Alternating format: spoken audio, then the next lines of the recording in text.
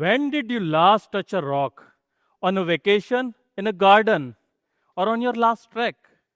When you touched that rock, did you felt its size, shape, color, or its textures? If yes, then you have touched a rock which is on this earth from billions of years. In ratios, our life is only 1 second compared to 10 years of rock's life. So our life is nothing in front of the rocks. After going through tough times in COVID, right after a Vipassana course, I got introduced to the art of rock balancing by a close friend of mine, Vaishnav. When I first tried to balance a rock, I almost broke it, and my patience also. I was going through frustration, anxiety, anger, all at once. At a point, I thought I should break that brick or break that rock, and I should hit someone's head only. And finally, after 45 minutes, I was like, I balanced it, and I literally felt like a butterfly. I was weightless. It was not the rock which got balanced, but it was me. And along the way, I have learned a lot of lessons from rock balancing. And some are coming your way. Raise your hand if you haven't touched your phone for the last 90 minutes. Pretty hard, right? At an open event, there was a girl. He was trying to balance a rock for 90 minutes. And her mom wanted her to leave. And I was like, she can't leave it unless and until she balances that rock. She came and she argued with me. And I'm like, have you ever seen your daughter without her mobile phone for 90 minutes? She smiled. And like, okay, let her balance.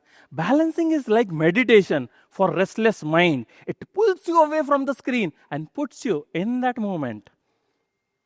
When you do rock balancing, the rock tilts to the right, left, back, and forth.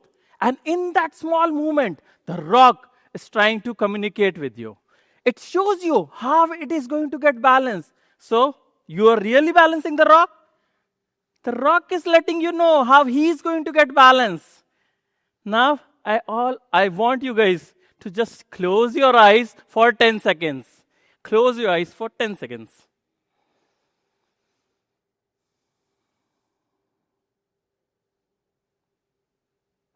Please open your eyes.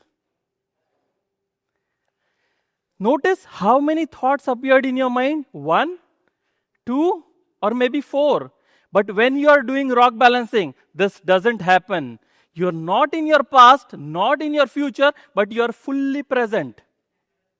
So, when you're doing rock balancing, you will not think about anything. It shows you, it will keep you in that complete focus. And it will force you to be in that exact moment. And after all that, you have to just let it go. You have to let go all your efforts, all your stillness, and finally that release.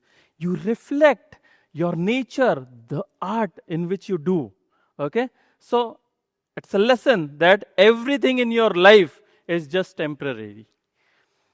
Rock balancing is amazing when you do it in nature. And for that, I ventured into the Sahyadri mountains. And it was 2 a.m. I was surrounded by trees, clouds, mountains, water, and crores of fireflies. And that's me in that blue jacket. And my friend was like, why don't you balance a rock without any artificial light? And it was tough for me to hop from water and rocks to collect some rocks to balance it. And I came up to an 8 to 10 rocks of a formation, and it was still my height, 5 feet 10 inches. And I couldn't balance it because I couldn't see it. And I was just there for 3 to 4 minutes, patiently, still, completely there. And all of a sudden, one firefly came and sat on my index finger. And it was like, book, book, book, book, book, book, book, book. And in that light, I was able to balance it. Finally, nature is full of surprises.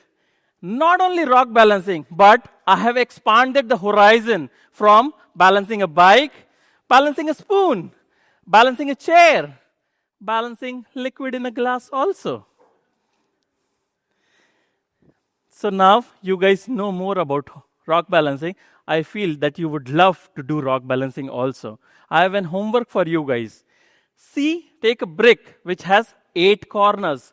Try to balance it on one corner. Don't leave it unless and until you balance it. Like that girl who was sitting there for 90 minutes. Okay? And in that patience, you will find presence. Deeply listen to it and try to balance it. Thank you.